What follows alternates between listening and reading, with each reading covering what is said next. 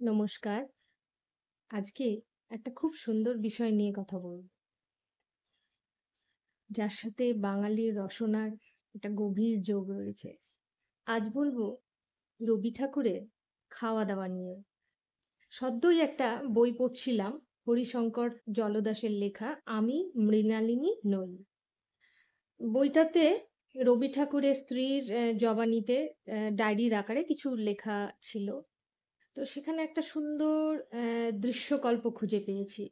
বেশ ভাবতে আমার দারুণ লাগছিল সেই সময়টা, সেই মুহূর্তটা যখন আমি পড়ছিলাম।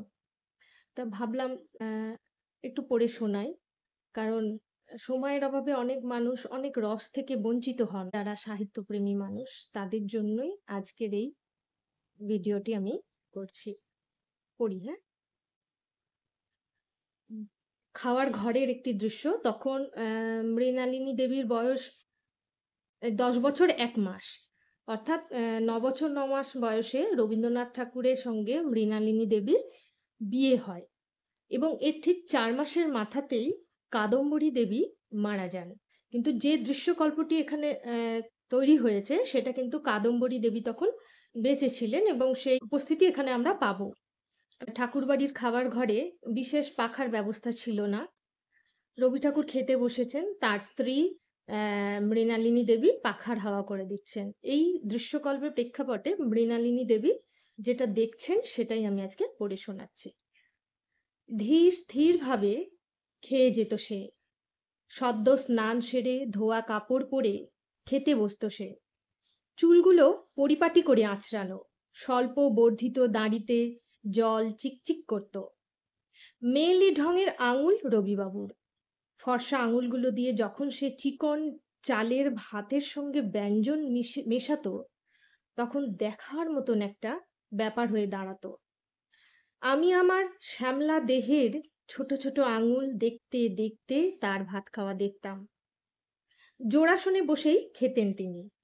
অন্যান্য তরুণের তুলনায় কমই খেতেন, তবে যা খেত অত্যন্ত পরিপাটি করে খেত। যেখানে খেতে বসতো দাসীরা জল দিয়ে তা ভালো করে ধুয়ে মুছে পরিষ্কার করে দিত। কাঁসার থালায় ভাত আসতো। থালার চারপাশে সাজানো হতো নানা রকমের ব্যঞ্জনের ১৫ থেকে ২০টি বাটি। সে যে সব ব্যঞ্জন খেত তা এমন নয়। কোনো বাটি থেকে সামান্য ব্যঞ্জন নিল তো অন্য বাটির ব্যঞ্জন তর্জনী দিয়ে একটু ঘেঁটে দেখল। কোনো বাটিতে একটু করে উঁকি দিয়ে দূরে সরিয়ে দিল। আবার কোনো ব্যঞ্জনের বাটিকে উঁচুতে তুলে ধরে একটু শুঁকে দেখল। জোড়াসাঁকোর ঠাকুরবাড়ির ব্যঞ্জন তালিকাটিও কিন্তু বেশ দীর্ঘ। শুক্তানি, পালং শাকের ঘন্ট, আলু পটলের ডালনা, শিমের কালিয়া, ফুলকপি বিট ও শিমের চচ্চড়ি, লাউ পাতা ভাজা, বেগুন পোস্ত, মোচার পাতুরি, কাঁচকলার দম, আলু আলু পোহা, কপি কড়াইশুঁটির রসা, দই বেগুন এইসব। নানা রকম ডালও হতো। ডালের মধ্যে ছিল ভাজা মুগের ডাল, নারকেল দিয়ে মসুর ডাল, কলাই ডাল, মটর ডাল, পাঞ্জাবি কলাইয়ের ডাল। এই পাঞ্জাবি কলাইয়ের ডাল কিন্তু ঠাকুরবাড়ির খুব প্রিয় একটি পদ ছিল। আর মাছে বিভিন্ন রকমের মাছ, যেমন কই মাছের পাতুরি, নারকেল চিংড়ি, মাছের ঝুড়ো, সর্ষে বাটা, সর্ষে ইলিশ, মৌরালা মাছের অম্বল, তফসির, ঘি তফসি, আমশোল, মাগুর মাছের হিঙ্গি, রুই মাছ অথবা ভেটকি মাছের মইলু আর মৌরালা মাছের চচ্চড়ি। এই মৌরালা মাছের চচ্চড়িটি রবীন্দ্রনাথ ঠাকুরের কিন্তু অত্যন্ত প্রিয় একটি পদ ছিল। উনি প্রথমে কিন্তু মৌরালা মাছ খেতেন না, কিন্তু কাদম্বরী দেবী একবার এত সুন্দর করে রান্না করে দেন যে এই পদটি তার পছন্দের তালিকায় স্থান করে নেন।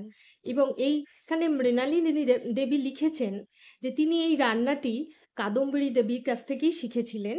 কিরকম একটা ছোট্ট রেসিপি রয়েছে। রেসিপিটি কিরকম? কাদম্বরী দেবী বলেছেন যেটা, যে মাছের সঙ্গে পেঁয়াজ, কাঁচা লঙ্কা, তেল, সর্ষে, হলুদ দিয়ে অল্প করে জল দিয়ে কষিয়ে কষিয়ে রান্না করতে হবে।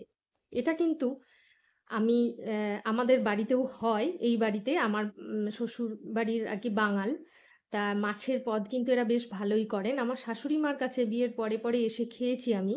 সত্যিই অসাধারণ সুন্দর কিন্তু এই রান্না। যাই হোক, আজকে আমি রসনার কথা বললাম। আপনাদের কেমন লাগলো অবশ্যই আমাকে জানাবেন। ভালো লাগবে। আপনারা ভালো থাকুন। আজ আসছি।